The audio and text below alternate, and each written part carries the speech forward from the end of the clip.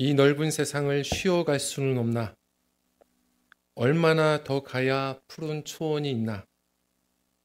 내 마음 총을 내던진 병사처럼 언제나 편히 쉴 수 있는지. 오래전 이문세 씨의 로뎀나무 아래서라는 이 노래의 가사 중의 일부입니다.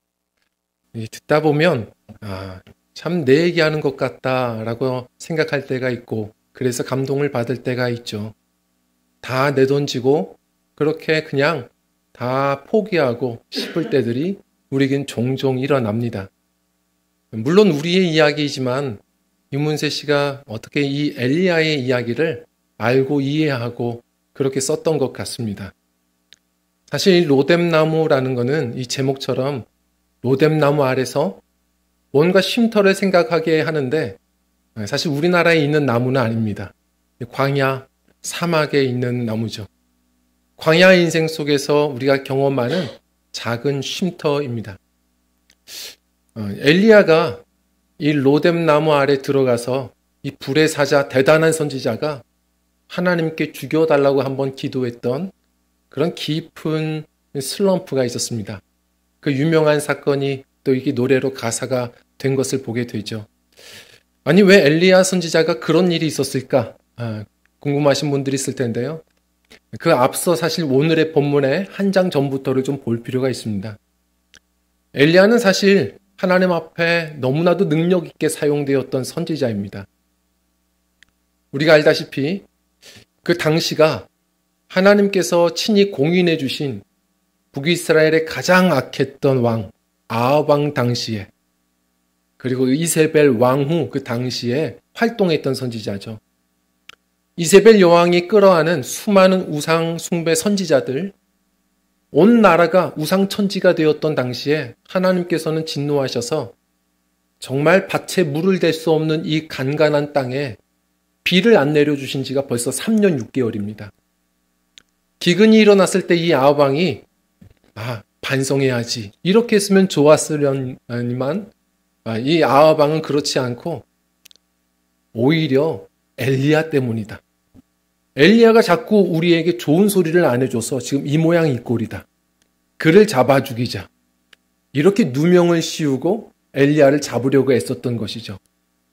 그래서 엘리야는 이 순간에 용감하게 나서서 등장하여서 어떤 분이 진짜 하나님이냐, 그리고 누가 참 선지자냐 한번 대결해보자. 영적 포고장, 대결의 포고장을 날려버리죠. 그래서 우리가 잘 아는 열왕기상 18장 갈멜산 전투가 시작됩니다. 이세벨 여왕이 보낸 바알과 아세라를 섬기는 이 선지자들이 850명이 나왔습니다.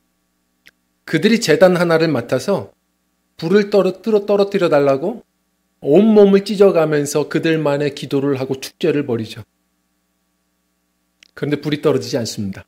근데 우리가 알다시피 엘리야가 살아계신 하나님께 기도를 하죠. 하나님이 나의 하나님 되심을 알려주소서. 기도하는데 하늘의 문이 열리고 불이 떨어져서 그것을 통해서 결국은 영적 대결에 승리하여 이 우상 선지자들 850명이 심판당하고, 그걸 구경하던 머뭇거리던 이스라엘 백성들이 다시 하나님께로 나아가는 대단한 부흥, 승리를 거두는 선지자가 되죠. 자, 그런데 그 뒤에 이 사실을 들었던 이세벨 여왕이 꺾이지 않고 사신을 보내서 손편지를 하나 이렇게 보내게 되죠. 내 선지자를 건드린 너는 내일 이맘때에 똑같이 될 거야. 죽을 거야. 아니, 진짜 죽이려고 했으면 자객을 보냈겠죠. 그렇게 겁박을 주려고 손편지 하나를 보냈는데 그걸 받아들고 읽더니 현장에서도 850을 이겼던 엘리야가 무슨 일인지 겁을 먹고 주랭랑을 칩니다. 어느 정도로 도망을 가냐면, 예를 들어서 우리 젊은 남자 집사님들 목요일마다 이렇게 달리기를 계속 하시거든요. 대단하세요. 매번 하십니다. 저도 그래서 처음에는 좀 같이 해보려고 결승점에서도 좀 같이 기다렸다가 뛰어보기도 하고 했는데, 요즘에는 그냥 시간 맞춰 편의점으로 나갑니다. 그래서 기다렸다가 이렇게 같이 차 한잔하고 들어오는데 매번 웬만하면 동참하겠는데 매주 한 10km 정도를 뛰세요. 전 대단한 것 같아요. 그런데 엘리야는 평소에 이런 구보를 한 적도 없는데 얼마나 겁을 먹었는지 북이스라엘에서 남유다 땅끝 마을 브엘세바까지 무려 160km를 달립니다. 탈진했습니다. 그 브엘세바에서 사환을 잠시 거기다가 세워두고 자신은 하룻길을 더 광야로 들어갑니다. 로뎀나무 하나를 발견해서 거기다가 머리를 들이밀고 죽여달라고 기도하죠. 오늘의 이제 장면이거든요. 우리 한번 4절 말씀만 읽어보겠습니다. 시작. 자기 자신은 광야로 들어가 하룻길쯤 가서 한 로뎀나무 아래에 앉아서 자기가 죽기를 원하여 이르되 여호와여 넉넉하오니 지금 내 생명을 거두시옵소서. 나는 내 조상들보다 낫지 아니이다. 지금 많이 지쳤습니다. 아니 어떻게 이렇게 대승을 거둔 엘리야가 순식간에 이렇게 비참해질 수 있을까? 자, 그런데 어떤 전문가가 그렇게 얘기하더라고요.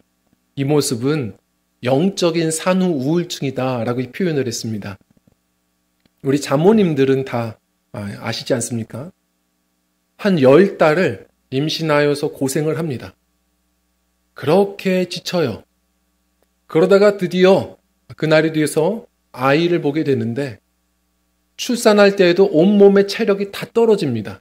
그리고 몸에 통증도 많죠. 그런데 주변을 보면 나 혼자만 고통받은 겁니다. 주변의 사람들은 아무런 변화가 없어요. 우울해지죠. 남편이라고 해서 옆에 병원까지는 왔는데 옆에서 웃으면서 계속 스마트폰이나 하고 있습니다. 괴롭죠. 짜증나죠. 우울감이 와요. 거기다가 시댁에서부터 많은 손님들은 찾아오는데 아이고 남편 밥 못 먹어서 어떡해? 아이는 어딨어? 이야기를 하지 정작 고생한 자신은 누가 하나 위로해 주지 않습니다. 그리고 산적한 문제, 이 육아의 문제는 다 자신의 몫같이 느껴집니다. 끝나지 않는 문제, 큰 전쟁을 끝내고 나서 또 찾아오는 작은 허무한 바람, 허무한 말 한마디가 잔펀치가 무너뜨릴 때가 있는 겁니다. 우리가 다 그렇거든요. 큰 싸움 이후에 체력까지 다 떨어졌는데 누군가가 한번 빈정상하는 말을 한마디 던질 때 혹은 작은 허무한 마음이 찾아올 때 그때 괜시리 뿌리까지 흔들릴 때가 분명히 있습니다. 우리에게는 쉼이 필요합니다. 이 성도님들 엘리야가 로뎀나무 아래서 쉬었다고 하는데 이 로뎀나무를 우리는 또한 교회로 표현할 때가 있죠. 로뎀나무 들어보셨을 겁니다.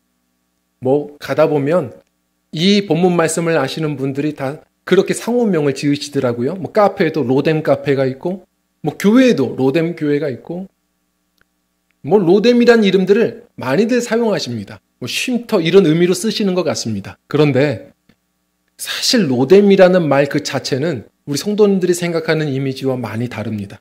로템, 이 말이 무슨 뜻인지 아세요? 시궁창입니다.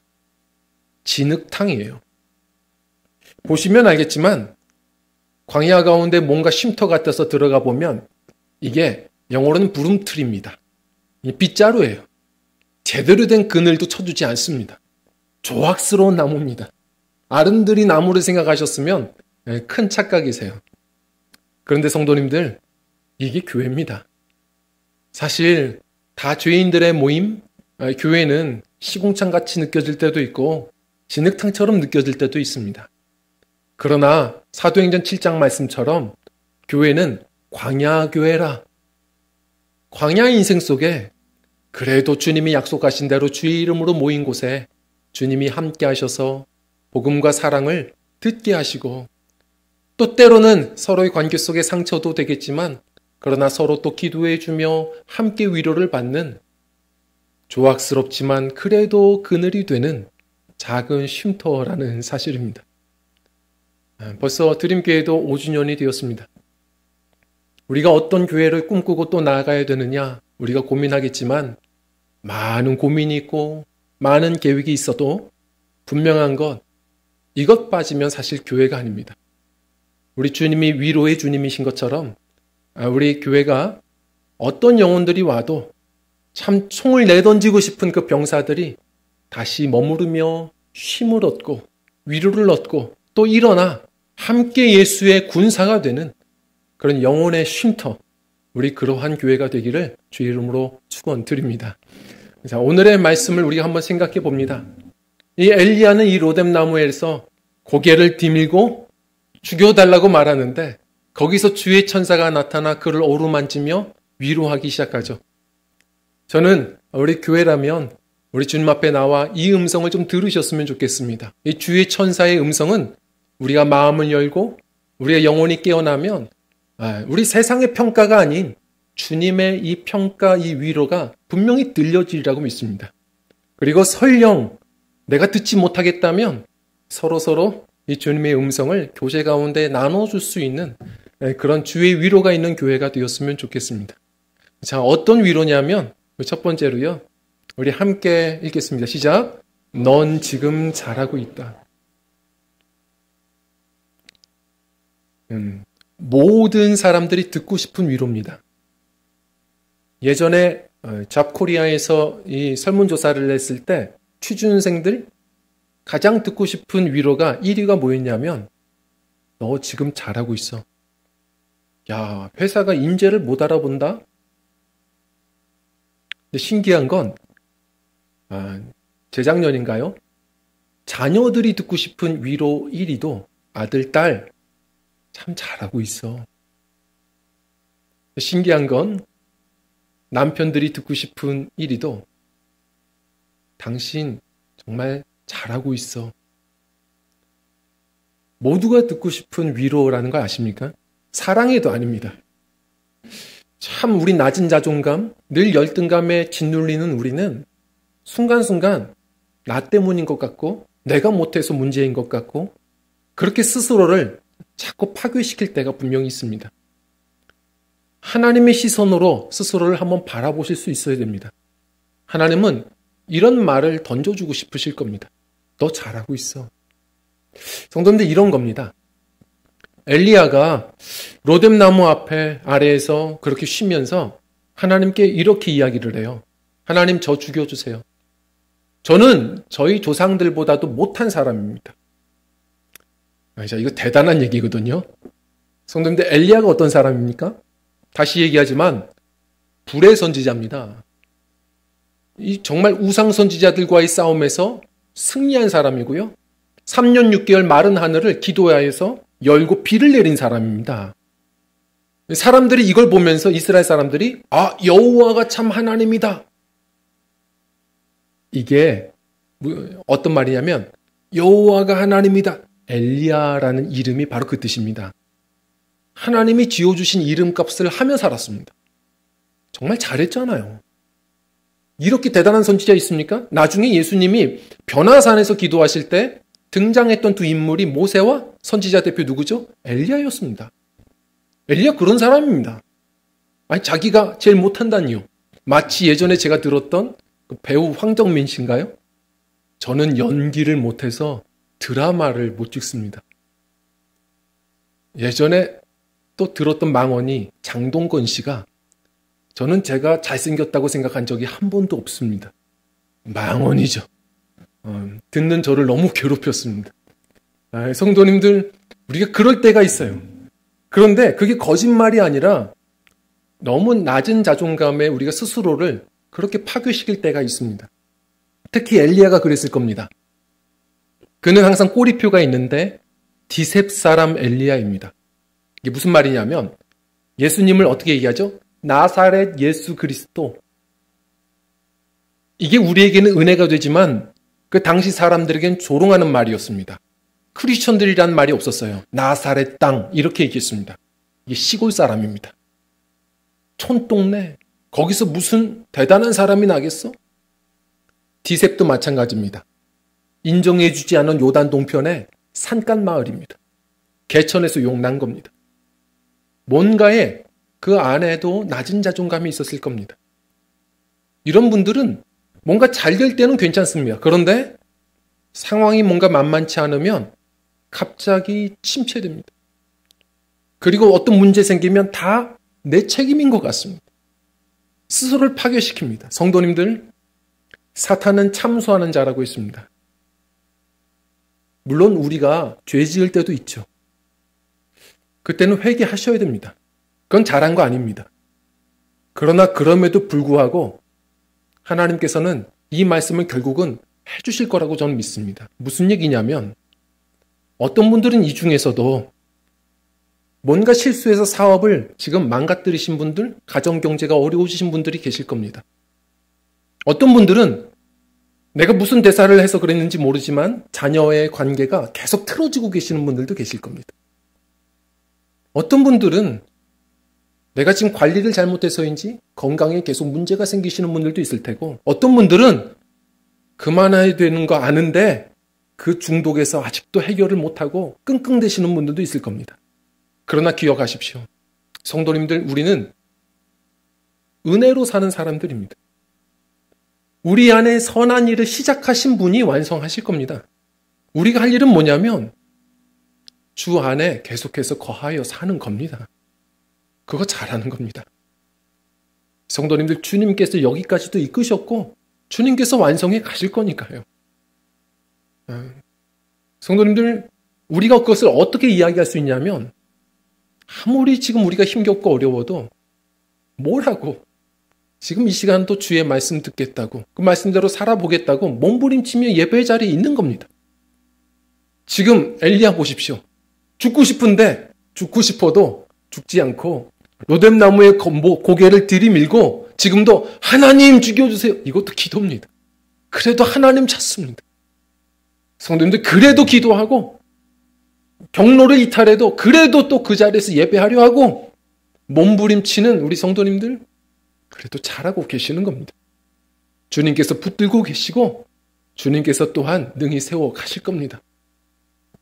로뎀나무 아래서 주님께서 만나 주셨고 위로해 주시기 시작합니다.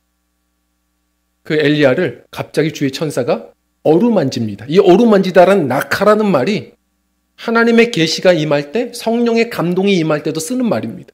지금 계속해서 감동을 주시고 위로를 주시는 겁니다. 그러면서 음식도 주시면서 이거 먹어. 너 갈 길이 멀어. 지금 자신은 자신을 포기했지만 주님은 포기하신 적이 없습니다. 성도님들, 전도서에 보면 날 때가 있고 죽을 때가 있고 얻을 때가 있고 잃을 때가 있고 웃을 때가 있고 울을 때가 있고 반대되는 때를 24가지로 얘기합니다. 그런데 없는 때가 있습니다. 포기할 때라는 건 없습니다. 우리의 인생 속에 순간순간 포기하고 싶을 때가 있죠. 그건 하나님의 마음이 아닙니다. 우리 주님께서는 여전히 우리를 사랑의 자녀로 보고 계신다는 것, 주님의 위로를 듣고 또 우리가 잠시 쉼표를 찍는 거 괜찮습니다. 쉬셔도 됩니다. 마침표는 하나님이 찍으시는 겁니다. 포기하지 않은 하나님, 주님 앞에서 잠시 쉬고 주님의 은혜를 우리가 경험하고 그 위로 안에서 또 든든히 세워가시는 주님을 만나셨으면 좋겠습니다. 또 그것을 서로 알려줬으면 좋겠습니다. 때로는 자신이 못 들을 때가 있습니다. 우리 성도님 잘하고 계세요. 성도님 너무 잘하시는 것 같아요. 우리 그런 말들을 아끼지 말고 함께 필요할 때 그늘로 이야기해 줄 수 있는 우리 서로가 되었으면 좋겠습니다. 제가 어제 우리 오늘 예배를 준비하기 위해서 교회를 왔는데 창립주일이라고 식사를 마련하려고 우리 여선교회에서 오셔서 준비를 하시는 모습을 봤어요. 너무 수고가 많으셨습니다. 제가 뭘 도와드리고 싶어도 제 손이 닿으면 음식이 망하기에 저는 또 방송실로 가서 그냥 이렇게 설교 준비를 하고 있었죠. 저는 사실은 관심 있는 얘기가 잘 안 들립니다. 옆에서 뭐라고 자꾸 얘기하는데 그냥 배경음악처럼 듣다가 갑자기 한 예민한 단어가 제 귀를 주목시켰어요. 긴장하시죠? 들었어요. 서로가 깔깔대며 이야기하셨는데 무슨 얘기였냐면 몸무게였습니다. 한 성도님이 이야기합니다. 아유, 권사님 저 그만 먹어야 돼요. 저 벌써 60kg가 넘어요. 그랬더니 우리 교회 정말 대단한 교회예요. 위로에 실력이 있습니다. 제가 저걸 어떻게 이야기하실까 봤는데 그게 뭐가 살쪘어? 나는 몇 킬로야? 그랬더니 이쪽에서 나는 몇 킬로인데? 성도님들 저도 빨리 달려가서 얘기하고 싶어서 저는 80이 넘어요. 정말 진실된 교제, 배려하는 교회. 성도님들 우리 서로가 서로를 참 아끼는 마음이 이렇게 느껴질 때 참 사랑이 느껴지고 또 위로를 격려를 얻는 것 같습니다. encourage라는 이 격려 위로라는 말에는 가운데 코라는 말이 있습니다. 이 코라는 말이 무슨 뜻이냐면 심장입니다. 우리가 살아가다 보면 정말 총 맞은 것처럼 총을 내던진 병사처럼 마음이 떨어져 나가는 그걸 우리 뭐라고 표현하죠? 낙심할 때가 옵니다. 근데 낙심해도 괜찮은 건 그 순간에 옆에 공동체들이 그 심장을 빌려주면 됩니다. 마음의 자산이 넉넉할 때 하나님이 주신 은혜라고 믿고 우리 여유 있을 때 여유 있는 분들이 또 힘있게 그분들의 아픔을 돌아보고 그냥 말 잘한다고 위로가 아닙니다. 그분을 위해 기도하는 심정을 가지고 필요한 이야기들을 진실되게 나눌 때 우리 순간순간 허물은 덮어지고 또 위로를 얻고 함께 일어서는 은총이 있으리라 믿습니다. 우리 그런 교회, 주님의 위로와 우리 형제들의 위로가 넘치는 그런 위로의 공동체, 고린도 후서의 그 교회가 또한 우리 드림교회가 되었으면 좋겠습니다. 오늘 말씀을 보면 이 엘리야가 이 위로를 로뎀나무 아래에서 누리고 어떻게 되었느냐? 놀랍습니다. 우리 8절 말씀 읽어볼까요? 시작. 이에 일어나 먹고 마시고 그 식물의 힘을 의지하여 40주 40야를 행하여 하나님의 산 호렙에 이르니라. 아멘. 먹고 마시더니 힘을 얻어서 이제는 살고 싶어졌어요. 힘이 나요. 성도님들 이 정도가 또 어느 정도냐면 이렇게 말씀을 읽다 보면 잘 우리가 감동이 안 옵니다. 지도를 보면요. 지금 저 갈멜산 근처 이스라엘에서 브엘세바까지 도망갔던 길이 160km입니다. 자, 그런데 저 브엘세바에서 하나님이 힘을 주시더니 너 갈 길이 멀어. 주님이 주님의 성산으로 신의 산 호렙산으로 부르시는데 거기까지가 어느 정도인지 아세요? 그냥 거기서 만나주시지. 호렙산까지 보내주시는데 320km입니다. 2배나 되는 갑절의 거리를 대신에 기쁨으로 가게 하십니다. 하나님의 위로는 그렇습니다. 성도님들, 갈 길이 많은 사명 많은 귀한 성도들 서로가 위로하여서 또 능히 일어서고 더 많은 역사를 또 이루어갈 수 있는 위로가 넘치는 교회가 되었으면 좋겠습니다. 또한 더불어서요. 우리 함께 읽겠습니다. 시작.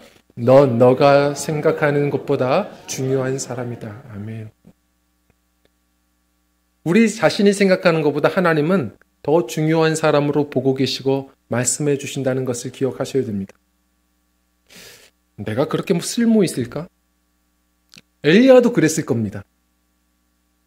그래서 죽여달라고 얘기하는 것이죠. 근데 하나님은 어떻게 하셨죠? 먼저 위로해 주시더니 힘이 나니까 너 성산으로 올라와.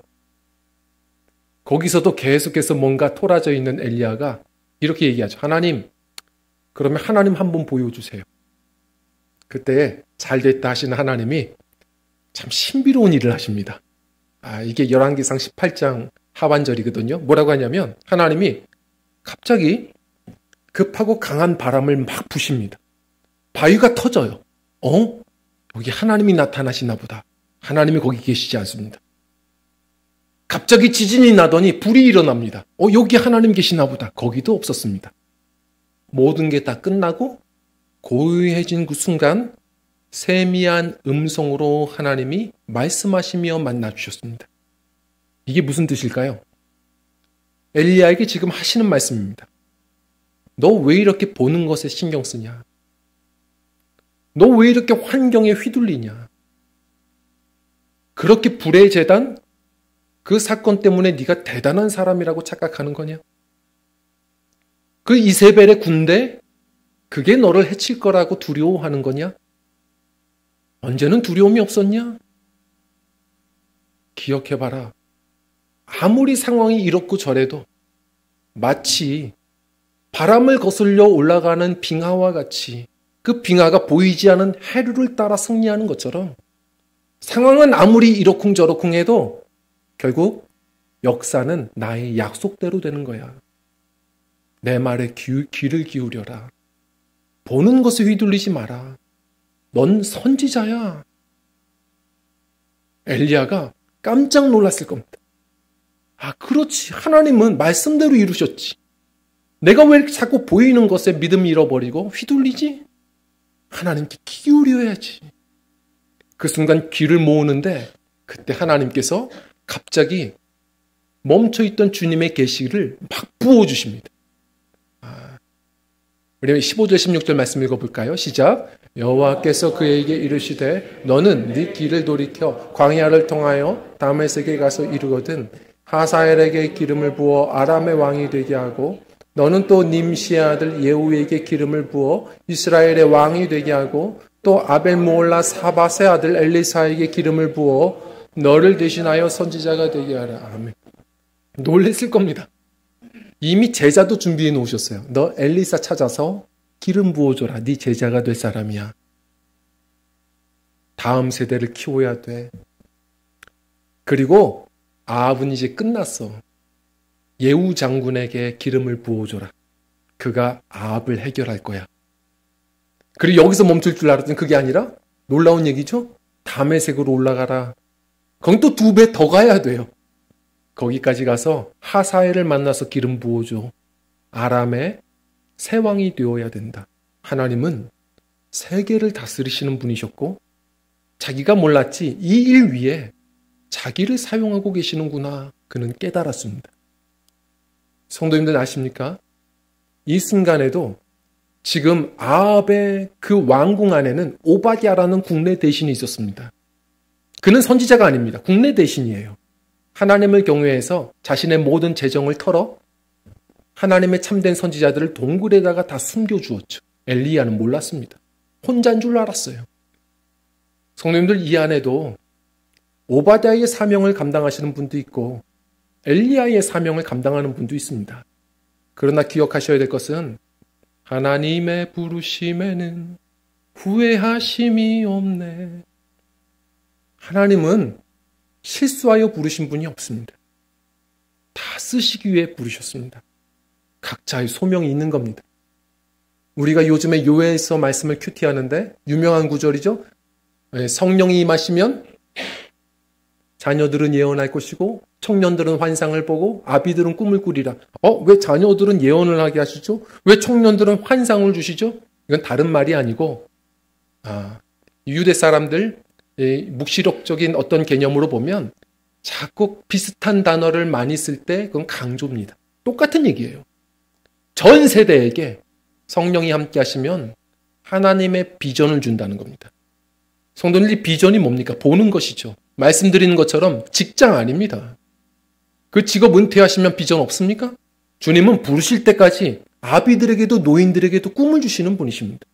부르시는 날까지 기도하며 하나님이 주시는 나의 사명을 아셔야 돼요. 그리고 그 사명 감당하셔야 됩니다. 욕심 따라 세월 따라 살지 말고 주의 사명 따라 사시는 그 은혜가 있으셨으면 좋겠어요. 다른 사람이 아니라 나를 부르신 이유가 있고 내가 해야 될 나의 사명이 있는 겁니다. 성도님들, 이 로뎀나무가 그렇습니다. 이 로뎀나무 조악스럽죠. 그런데 아십니까? 이 조악스러운 나무가 지나가는 나그네들에게는 유일한 낮에 그늘이 됩니다. 밤에는요. 이 사막의 베두인들은 아십니까? 이 로뎀나무를 가지고 숯불을 만듭니다. 그래서 밤에 온기를 가죠. 그리고 하루를 보냅니다. 그래서 시편 120편에 보면 한번 읽어볼까요? 시작. 장사의 날카로운 화살과 로뎀나무 숯불 이로다. 아멘. 그들의 미드라시라는 책을 보면 좀 과장이지만 겨울에 붙여놓은 로뎀나무 숯불이 다음에 겨울까지 이르렀다. 좀 허풍이지만요. 로뎀나무가 조악스러워도 참 오래가는 숯불입니다. 참 부족하지만 하나님은 우리를 성도로 세우셨고 또 이렇게 교회를 세워 가시는 겁니다. 부족하지만 탈진한 사람들에게 그늘이 되어주고 절망한 사람들에게 빛이 되어주는 곳이 성도요 교회인 줄 믿습니다. 우리 서로마다 있던 소명이 있지만 그 소명 잘 감당하고 서로를 또한 그렇게 예수 그리스도의 군사로 일으켜 세우는 위로의 공동체가 되었으면 좋겠습니다. 또 우리 마지막 세 번째로요. 우리 함께 읽겠습니다. 시작. 넌 절대 혼자가 아니다. 아멘. 우리가 지치는 이유는 나 혼자라고 착각하는 겁니다. 엘리야가 그랬습니다. 하나님, 저밖에 안 남았는데요? 주님께서 놀라운 말씀을 이야기하시죠. 18절 말씀 읽어보겠습니다. 시작. 그러나 내가 이스라엘 가운데 7천 명을 남기리니 다 바알에게 무릎을 꿇지 아니하고 다 바알에게 입맞추지 아니하고. 아멘. 이미 오바댜를 통해서 하나님께서 다양한 어떤 손길들을 통해서 지금 바알에게 무릎 꿇지 아니하는 주의 종들을 7천 용사나 준비해 두고 계셨습니다. 성도님들, 내가 혼자 열심히 길길이 뛰다 보니까 주변이 안 보이는 겁니다. 혼자 일하다 보면 지칩니다. 하나님의 꿈은 공동체입니다. 실수가 있고 부족해도 함께 걸으면 좀 느린 것 같아도 함께 신앙의 여정은 걸어가야 하고 봉사도 모든 사역도 공동체로 이루어갈 수 있는 지혜가 있어야 합니다. 하나님은 공동체라는 선물을 주신 겁니다. 모세는 기도할 때 아론과 훌이 있어서 그 오랜 기도에 승리를 할 수 있었던 것이죠. 바울은 디모데와 실라가 있어서 그 많은 선교의 역사를 이루어내었습니다. 혼자 기도하면 지치실 겁니다. 기도하실 때에 신앙의 동지, 함께 기도할 수 있는 기도의 공동체를 달라고 구하십시오. 함께 기도할 수 있는 교회 안의 교회를 이루어 가셨으면 좋겠습니다. 그리고 또한 선교도 혼자 하면 어렵습니다. 함께 주님 앞에 같은 꿈을 달라고 좋은 선교 공동체를 달라고 구하십시오. 그럴 때 힘있게 주의 소명을 즐겁게 감당하는 또한 좋은 선교 공동체가 되리라고 믿습니다. 주님께서는 공동체를 예비해 두고 계십니다. 우리 귀한 드림교회가 그런 주 안에 한 공동체가 되기를 원하고 주님께서 허락하시는 믿음의 좋은 동지들을 기도하며 찾아가셨으면 좋겠습니다. 주님이 함께 하실 것이고 주 안에 귀한 공동체가 또한 위로의 공동체를 이루어가리라 믿습니다. 말씀을 정리합니다. 제가 지난 이제 3월 1일에 한 신문 기사를 보다가 좀 많은 생각이 잠겼습니다. 어떤 기사였냐면 LA에 사는 한 영웅시대의 회장님이 또 한국의 모 기관에 굉장한 많은 또 자산을 기부했다라는 그런 기사였습니다. 영웅시대가 뭔지 아세요? 임영웅 씨를 사랑하는 팬클럽입니다. 영웅시대는 이렇게 인사하죠. 건행이에요. 건강하고 행복하세요. 그런 인사를 하며 서로서로가 또한 한 마음을 갖는 공동체들이 있습니다. 근데 대단해요. 무슨 충북지부, 무슨 지부 막 있습니다. 한 번 모이면 보통 아닙니다. 성도님들, 그런데 그분들은 다 공통점이 있는데 임영웅 씨의 이름으로 즐겁게 기부를 하는 일들을 합니다. 왜냐하면 그분의 받은 그런 사랑과 그런 위로가 너무 기뻐서 흘려보내야 된다는 겁니다. 특히나 어떻게 저렇게 많은 기부를 하셨을까?